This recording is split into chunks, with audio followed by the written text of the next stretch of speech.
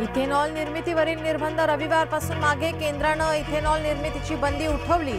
ऊस उत्पादक साखर कारखानदारांना दिलासा.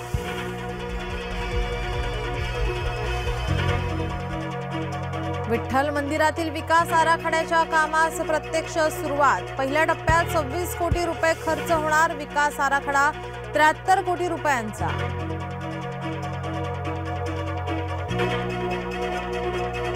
नागपुरात आज भाजपाची महत्त्वाची बैठक. लोकसभा निवडणूक तयारीचा घेणार आढावा.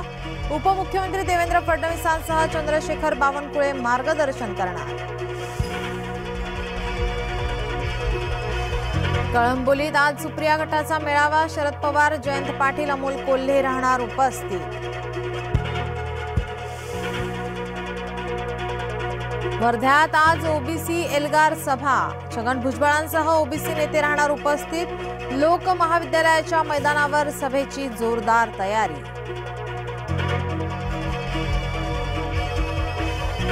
टाटा सन्सचे माजी अध्यक्ष रतन टाटांना धमकी.